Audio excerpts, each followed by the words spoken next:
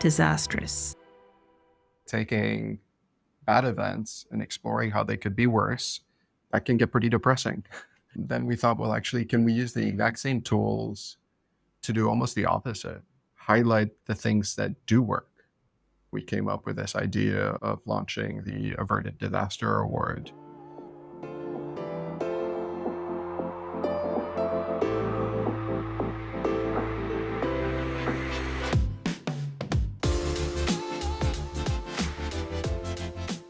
This is Elizabeth McNaughton. Welcome to Disrupting Disasters, conversations with disaster experts about how we can do disasters differently. Now, before we get into it, if you hit subscribe, you'll know when new episodes are, and we can really build a great following on this podcast. Go on, help us out. Thank you.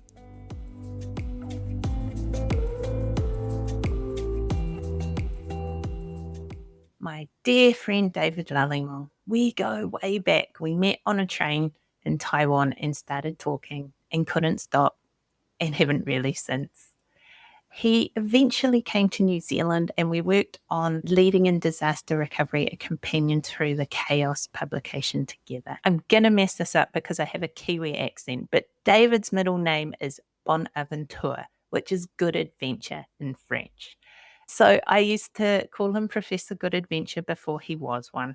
Now he's a professor of disaster risk analytics at Nanyang Technological University in Singapore. He's one of the smartest people I know because he's an engineer who also understands the social dimensions of our world, and that's a really rare thing. All right, let's get into it. It is so awesome to be chatting with you today. Thank you. Thank you, Elizabeth. It's really glad to be here. Just so our listeners get a sense of who you are, mate, you are just loaded with degrees. There's MIT, there's UC Berkeley, there's the PhD from Stanford around earthquake engineering, and then you founded the Urban Resilience Initiative. You consult for the World Bank, and now you head up a disaster analytics for Society Lab at Nanyang Technological University. You've been busy, fella. Thank you. Yeah, it's been fun. So we met on a train in Taiwan, and so you'd been all about the Haiti earthquakes. I'd been all about the Canterbury earthquakes. Yeah, I think part of the bonds that we formed there were about the shared frustrations about how people think about disasters, how people work in disasters. And it's not so common that I feel like I kind of connect with someone so easily. It was so memorable, and still to this day, those frustrations and that idea that we need to do disasters differently, it's the same. And I think we were so compelled by those experiences that we're just so passionate about this. And one thing from that conversation on the train that just struck me is just how much you are invested in, passionate about, and across both the built and social environments. And David, that is so rare. How did you become so understanding of those two worlds? First off, thank you. I think a lot of it probably comes from the way and place I was raised. I grew up in a lot of different places, in France, in the Congo, in the United States, in Thailand. And that was mostly because my parents were working in the medical field and public health field, specifically working on HIV. And growing up in that household and that environment, I learned so much from them. And with medicine and public health, it's very much a technical field, technical discipline, also a human one. And specifically, maybe to give a bit more background, but they were working on mother-to-child transmission of HIV. So when pregnant HIV positive women give birth, there's quite a high likelihood that the child also gets it infected, about 30%. And in the 90s, there were already treatments available to prevent that transmission from mother to child, but they were available only in the United States and Europe, and not for the tens of thousands, hundreds of thousands of people who needed it around the world. And so that's really what they focused on. How do we make these treatments that we know work available to the people who need them? From the start, it was about addressing these kind of social inequity challenges. And that's kind of the same perspective I have been trying to bring in engineering. On the one hand, infrastructure is fundamental to the way society works. And that's not only a technical challenge to actually design and build bridges and roads and homes, but all the other kind of social dynamics that are also critical. Where does the bridge need to be? What communities is it going to connect? Who will have access to it? Who might not have access to it? I think all these are also really important questions, which frankly, as an engineer, you actually rarely get asked to weigh in on, but that's always something that I wanted to do. And I think that's also the case in the field of disaster response and recovery. See, that is such an answer from an OG humaneer. This is how we need to look at our world. This is how we need to work together as a system to understand our risks, understand how to mitigate them. And you're all about risk. How are you thinking about risk these days? How do you analyze risk? That R word is big in your world, eh? Yeah, absolutely. I think in many ways, part of that is still trying to push this idea forward that risk is the combination of three things: hazard, exposure, and vulnerability. And when people think about risk, especially now with climate risk being at the forefront of the news, they automatically just think about the hazard side. So the hazard describes the typhoons, the floods, the drought, the wildfires that are often linked with climatic processes. And they forget the exposure and vulnerability side. The exposure represents the people who might get impacted, or the built environment, or even kind of natural environmental systems that might be impacted. And then the vulnerability describes the propensity of those to suffer some level of harm from these events. And you need all three. Part of the reason why I've tried to push this idea forward is that it's actually very empowering, because there's relatively little we can do at the local scale on the hazard side. We can't prevent typhoons from happening, but our exposure, our vulnerability, those are things that are much more fully in our control. So we decide where we build our infrastructure, where we set up our communities, and vulnerability is more linked to how resilient we build them. And so I'm always pushing against this idea that risk is just something that happens outside of human agency, outside of human action. And in fact, that's not the case at all. Right? At minimum, through exposure and vulnerability, we have much more control over these events that we think we do. And that's empowering. That means we can do something about it. That means we can reduce it, control it, or avoid these events altogether. I definitely think this sort of thinking has had a big impact on my life and the way I live and the way I think about these things. How does this play out in the decision making for your life and how you live your life? I think on the one hand, risk is all relative, right? So the risk of one decision is contextualized versus the risk of another. I probably spent a bit too long doing those types of things, and rather than actually just making decisions. There's that famous story, right, of the donkey who is like equally hungry and thirsty and has a bucket of food and water and is right in between and trapped in this indecision, just like lets itself die. So that's obviously extreme, but it's a fun kind of metaphor to compare. On the positive ends, I think one of the things that humans in general struggle with is decision making under uncertainty. You have a lot of cognitive biases, often linked to the fact that we tend to estimate likelihood of events based on how easy it is to recollect the consequences in our head, which often leads us to quite misguided judgments on risk. As an example, I think people will often overestimate likelihood of events if they can conjure like vivid images associated with them, or if they've lived it already, they're kind of biased by their own experience. I do try to be more thoughtful about these things and try to actually gauge if risk is the combination of a consequence of an event and the likelihood of that event. Often we'll like try to think about both those things. Thinking about that, I'm seeing an optimism bias play out where people, systems, agencies, they don't want to really think about the catastrophic disaster. It's almost like they can't imagine it, or they don't want to go there in their mind, or they feel that they don't have the competency for it. So systems then are not prepared for those large-scale catastrophic events. I think it comes from this optimism bias in the way that people are reading the risks.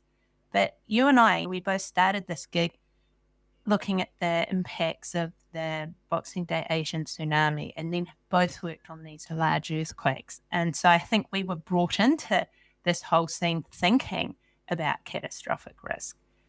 Have you seen this optimism bias play out in your work? That's a really good question. I hadn't really thought about it as optimism bias. I do think that you're absolutely right that oftentimes people don't think about things that they don't know what to do about. So because they don't know what to do about it, they just don't let themselves really truly imagine it. We've talked about this a little bit in the context of what we call black elephants, right? Kind of the combination of black swans and the elephant in the room. So these are things that people know are possible, but don't want to talk about it, don't want to think about it. Just let's pretend it's not there. And I think these are very nasty and very dangerous. And the Boxing Day tsunami is an example of that, right? There had been documentation of huge ruptures of that fault that generated massive tsunamis with widespread impacts, but very few people knew about it, very few the ones. And yeah, I think there was certainly a missed opportunity to prepare for those events. So I'm not sure, in fact, if it's like an optimism bias or a pessimism bias, right? Part of it maybe also be these things are completely outside of our control, beyond anything. It's like nature's wrath, right? People, I think, often tries to find excuses in the uncontrollable, whether that's the power of nature, God's will, but then that's used to lead to inaction. There's nothing we can do if it happens, and let's just hope it doesn't. And I think that's very devious. So when you have the data, how do you communicate it in a way that people can hear? How do you use that data to help herd these elephants out of the room? That's my question for you. There are a lot of really smart people out there working with organizations, agencies, communities to try to help them understand the data, interpret it, contextualize it, because that's often what's needed. The existence of data is one thing, and that's already huge progress. It takes a lot to collect the data and to do the analysis, but we need to put at least as much attention afterwards about how do we communicate it to the right people, how does this lead to better decisions and happier lives, right? I feel like maybe the data, the messages are starting to find their right time. People are starting to understand that, oh, okay, life on the climate frontier is something different. Those things we've been saying forever, there'll be an increase in frequency and intensity of disasters, and people are finally, I think, starting to have that oh shit moment. Like, this is a real thing and it's impacting our lives. Community here in Aotearoa, I'm thinking about, they've just had 9 consecutive severe weather events. Same in Australia where we're working. And it's just that intensity people are starting to feel. So I feel that the messages that we have been advocating for the last 20 years are actually getting more traction than I have felt or seen before. So I'm feeling a bit positive about that. Agreed. You talked about kind of optimism bias, pessimism bias. And one of the things that I do, which I really love doing, is kind of my role as an educator, which wasn't the case when we last worked together, right? I wasn't working at the university then, and that's been a huge pleasure. But one of the things that I find really challenging is that I work with all these students who are incredibly passionate, but they're also quite anxious. People talk about eco-anxiety, climate anxiety, and that is very paralyzing, right? I think it is dangerous because it's kind of this belief that no matter what I do, the outcome will be bad, and so I might as well do nothing. And that's not where they're at. I don't want to misrepresent, but they are very anxious in a way that I certainly don't remember that when I was their age, right? And I don't remember our generation or the generations before really having that. And so part of what I want to communicate is that on the one hand, we already have so many of the solutions. As you say, it's not new that we've been talking about these issues, while perhaps that the frequency of wildfires and droughts and hurricanes is increasing and they're becoming more intense. These events are not new. They were a problem before climate change was, and already then we had solutions to them. There's so much amazing work out there that isn't really recognized, that isn't really talked about, that needs to be talked about much more and scaled and replicated.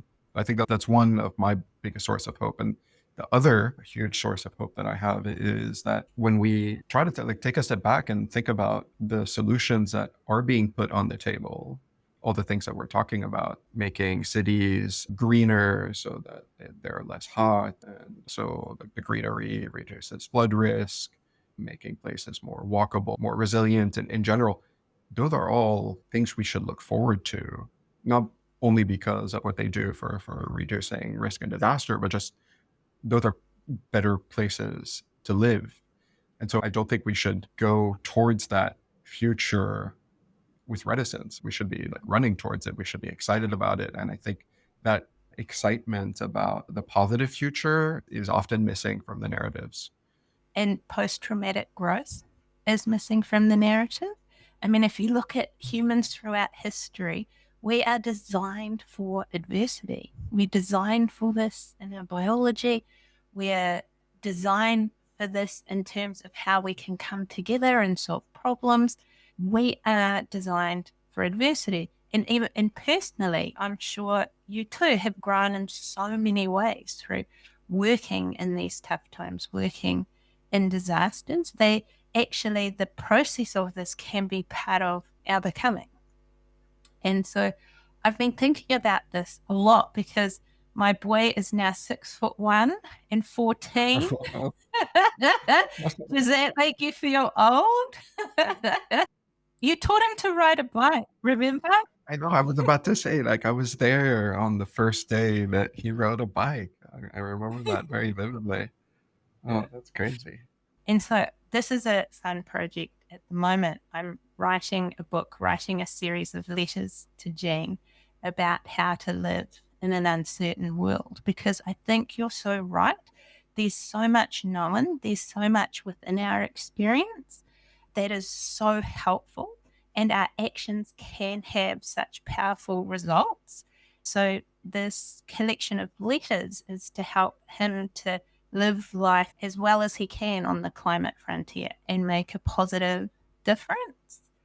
It also helps with my anxiety around this. Like, how do you grow a young person to be happy, capable, and ready for a very different kind of life, but also a good life? It's beautiful that you're doing that for Gene. I'm actually sure that he probably has learned a lot more from you than you probably imagine, just through kind of all the everyday exchanges that you've had. But it's also so great that you've decided to be intentional about some of the messages and lessons that you want to share with him.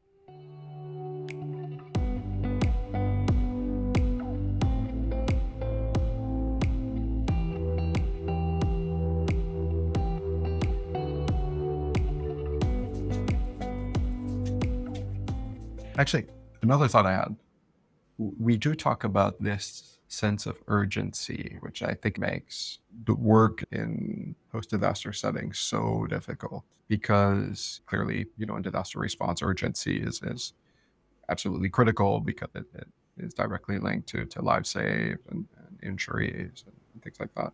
But in the recovery phase, there still is this huge pressure, this huge urgency. And I think it's terrible for two main reasons. I think on the one hand, it leads to bad decisions.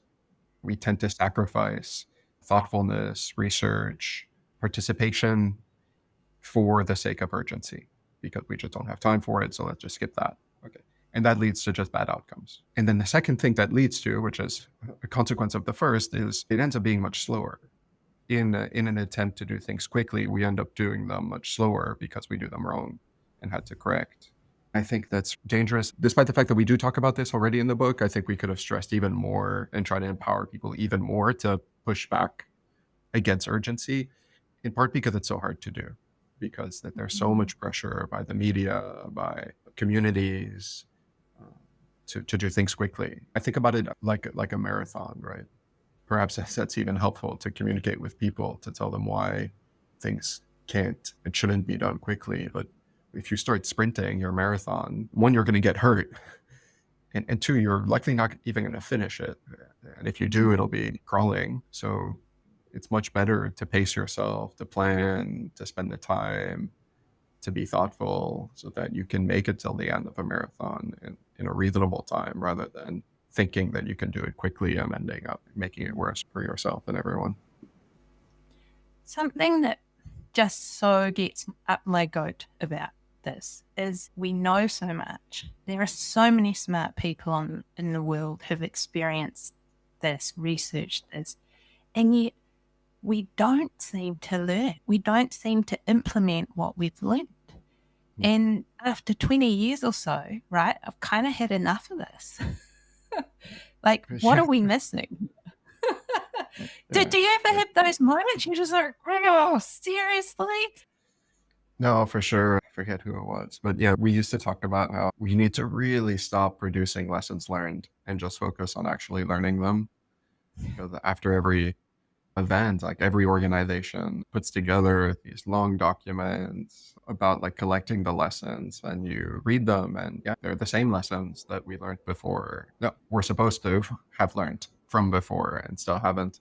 Within Taiwan, I remember someone saying that these like mega disasters for decision makers are once in a career event. And I think that's one of the reasons why the learning is difficult. A lot of the people that are put in positions of leading in disaster recovery, they have never seen this before. They have never experienced before. So for us, these are lessons that we've seen over and over again, but for a lot of people, they're not. That's why guidebooks, I think, are important.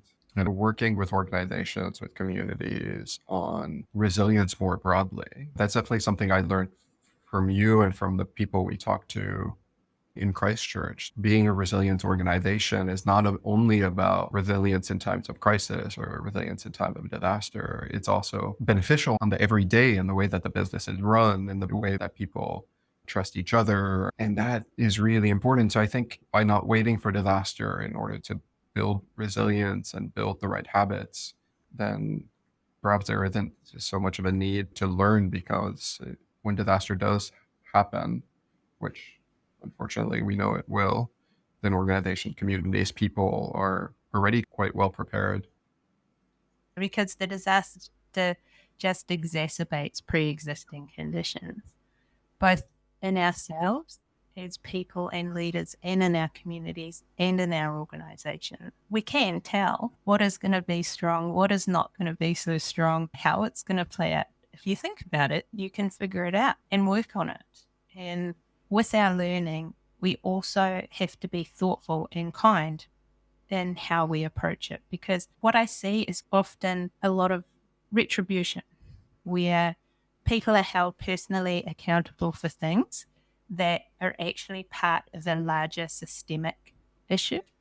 I worry, why would anybody want to stand up and lead one of these challenging disasters if they know that's coming down the line for them? We're going to have more and more of these disasters. And what we need is to really support leaders to grow from the experience and grow from the adversity it presents, rather than burn out or rather than being scapegoated. Because we need more of these leaders with this experience for life on the climate frontier. And we need to nurture them, support them, and we need to create systems that do that. And we need to move past blame to a learning culture within our sectors to do this. And if we don't, I think we'll find that people aren't prepared to stand up and do this work in this way. It's a really tough gig, this work, right? But you do need good, thoughtful people. And the problem is that in the absence of that, The people that do stand up are often driven by ego, which is the last thing you want in these situations. Some of it is also linked, I think, to this idea of urgency. What you end up having is a lot of people who focus on showing what they have done rather than the right things. You gain more political capital by doing a photo shoot, removing rubble, than you do making the much longer term, deep decisions that will really impact the community, but likely in ways that no one will see. Oh, that just so makes me think of your TED talk. So good. The idea that struck me in it was around counterfactuals. There should be a movie called The Counterfactuals. Tell us about that and how you came to it. Yeah, I mean, it's been really interesting. It's been something that's been kind of brewing in my head for a while.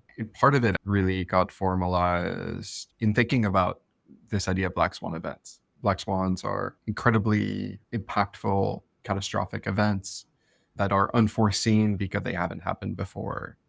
My understanding, it's a metaphor from the European colonizers who had only experience white swans, and they went to your part of the world, Australia, New Zealand, realized that black swans are common, but they couldn't have imagined that having ever seen them before. By definition, they're dangerous because we aren't prepared for them. And it's really hard to even imagine how do you start identifying them, potential black swan events, right? Because if something hasn't happened before, how could you possibly try to prepare for it? And that's where we started thinking about counterfactual analysis.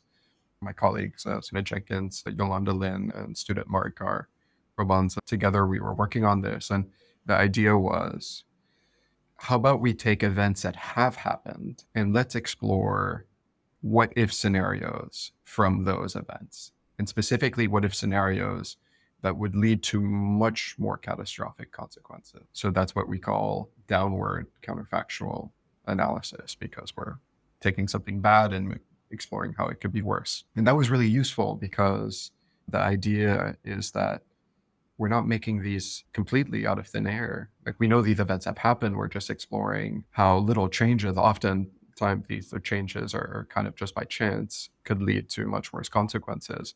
So just as an example to illustrate this, 1971 San Fernando earthquake in California was quite a damaging earthquake. About 70 people lost their lives. One of the things that happened is that it destroyed a dam, and this is in the San Fernando Valley, Jewish population.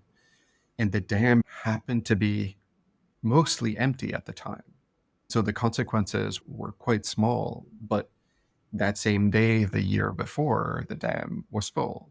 These are earthquake events that happen on recurrent intervals of tens, maybe hundreds of years, right? 1 year is minuscule. It's a blink of an eye. So you can explore that counterfactual. What if it had broken when it was full? What would the consequences have been? And obviously, order the magnitude worse than what actually happened, right?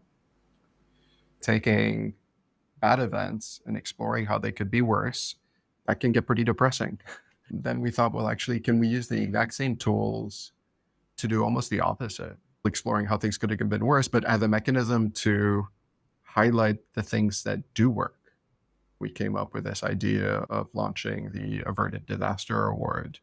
In our careers in disaster risk management, we're faced with this dilemma that if we do our jobs correctly, then no one knows about it. No one notices the absence of something. No one talks about the flood that didn't happen, or the flood that did happen but didn't damage any homes. And that's a problem that no one knows about it, because I think it then robs us of the opportunity to spread the word, to share successes, for them to be replicated, adapted, scaled in the many other communities that need them. So we thought, well, actually, we can use counterfactual analysis to highlight those, right? There was a great school earthquake retrofitting program in Nepal prior to the earthquake, and very few people know about that. But none of the retrofitted schools had barely any damage. None of them collapsed. None of the kids there lost their lives. That's worth celebrating. We did the reanalysis. We looked at, okay, well, if they hadn't been retrofitted, we have the analytical tools to actually calculate what we expect would have happened. We see hundreds, thousands of students' lives were saved. And that's been great. It's been really nice to be involved in that and to help that take ground. And We need to. absolutely grab hold of everything we can possibly celebrate. I think we just look ahead at all of the hard stuff we've got to do. We look at the mountain we have to climb, and we don't look back at the mountain range that we've already come across. When you're on Grit Mountain, when it's that last really hard bit in particular, we have to stop, we have to celebrate, we have to identify our wins to give us the power, the energy to get to the top of the mountain. And I think with the Averted Disaster Awards, that's what you're doing. And so I applaud that, and I love that so much.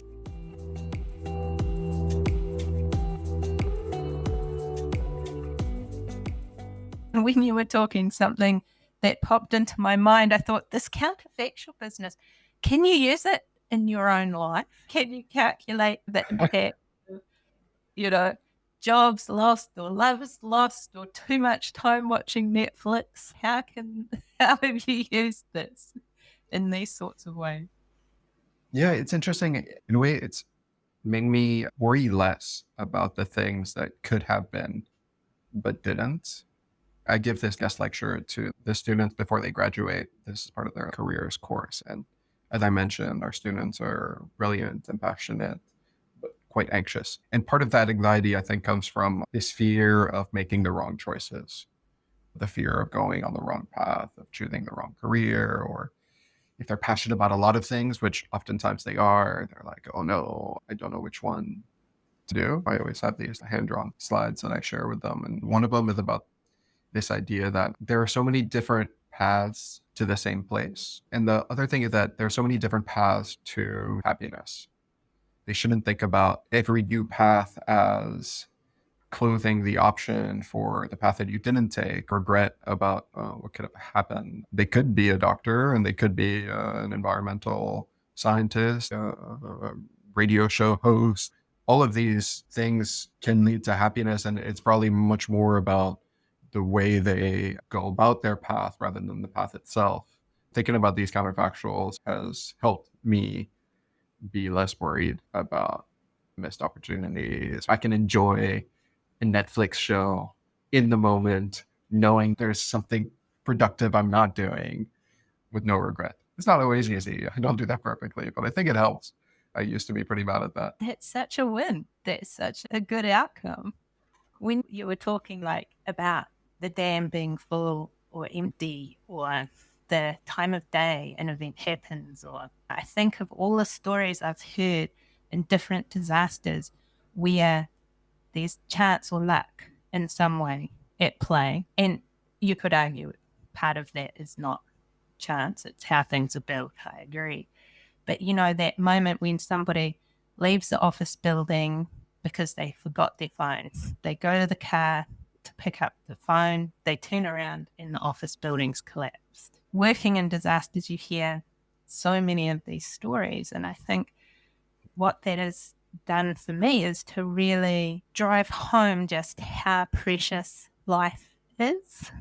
We have this one precious life, and to really appreciate the world, appreciate each moment, to really be grateful in the deepest possible way that we are here and we have the opportunity for this day, and to find and design delight in life, and to capture and hold our memories so dearly, because it feels like every day I go to work with this stuff, I'm reminded what I have right now. So if we flip to a different type of question, what keeps you up at night? Well, the reason I don't want to answer this question is because you had asked me this question in 2013, 2014, where we were working together. And at that time, I had said an earthquake in Nepal, and then it happened a year later. So I don't want to tell you, what keeps me up at night now. I actually spend a lot of time not sleeping, but I could frame it as I often have the opportunity to be conscious at night. And if you want to go with the positive view, I think one of the things is that to really tackle any of these big challenges on the climate frontier. We've really got to get our collective groove on. We've got to be able to work better together. And yet, at the same time, our world is becoming more divisive, less unified. So I see that as our biggest challenge. It's tough. It's tough. We've been talking about this idea of optimism, this idea of pessimism. And I do think that both of these are very problematic. What scares me about pessimism is this paralyzing belief that no matter what you do, things will go badly. But I think optimism also comes with this idea that things will go well regardless of what I do. So it robs you of the necessity to be an active agent in that process for it to happen. Hope, I think that's a much better word. Being hopeful doesn't mean that things will go well. Being hopeful is what enables you to take action towards that better outcome, because you know that's a possible one. It won't happen by chance. It'll happen because you and others will be working together towards it. So I do think that's what keeps me up at night, is maybe this fear that people are not hopeful enough and that they're veering towards these other approaches of optimism or pessimism in order to live their lives, which in the end is not very useful. As leaders and people experienced in this work, our greatest challenge going forward is being able to hold both the pain of the situation and the possibility for the future. Now, there's this Māori whakatauki, kamua kamuri, which means to walk backwards into the future. And I think that's just so powerful. It's like, how do we take the wisdom, the knowledge throughout time and hold that? But then how do we embrace the research, the data, the technology, all of the things you're building with your students, David, and use that together to help create our blueprint going forward, that lived experience and that research, and helping to take us there. That's what I see you doing. Thank you. Thank you. I appreciate that. If there's just one thing you want the world to do differently, what would it be? I think this idea of really leveraging your past, your experience, your heritage to move forward wisely, it connects with this idea of pushing against urgency, against kind of short-term goals that might make it harder actually for us to reach the long term, anchoring ourselves in the strength gained from past experiences. Absolutely. I remember when you left Aotearoa, you left a book for us, your favourite book, The Little Prince. And I never asked you. I'm going to now. Why is that your favourite book? It is such a beautiful book. So much of it has to do with unlearning, societal expectations that kind of become ingrained as we become adults. Through this interaction, there's this recognition of just how deeply wise this child is and how we do have so much that we should be unlearning and embracing this childhood wonder, curiosity, comfort with uncertainty that gets lost as we age. Every passage, it's also poetic and talks about friendship and love and so many beautiful things. One of my favorite quotes from it, the little prince is talking, I think, to the rose, to his flower, and there is a caterpillar eating its leaves. And he asks, why do you let the caterpillar do this to you?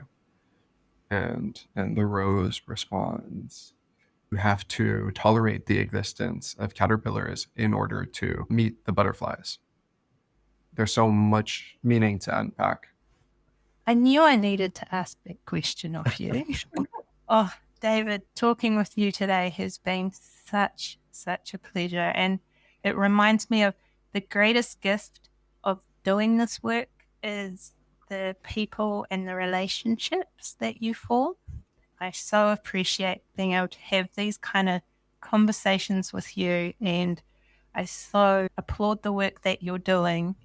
And I love the Averted Disaster Awards. I love too the Little Prince around the curiosity and the imagination and that childlike wonder, because I often think in this work Actually, it's our imagination. It's how we think about the world. It's how we see the world. It's how we design going forward that will determine how we live on the climate frontier. So, such a beautiful point to finish on.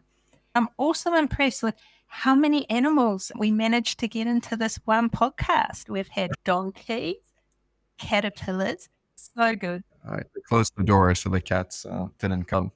So they didn't make it here. Thank you. Take care. Hey, you made it to the end. Thanks for listening. A little reminder, if you enjoyed this podcast, please help us out and subscribe, rate, and review us on your favorite platform. Even better, share it with someone in your network who might find it interesting. This podcast is produced by Disastrous. You can find out more at disastrous.co and join our newsletter for resources and content from this episode. Join us next time for another Disrupting Disasters.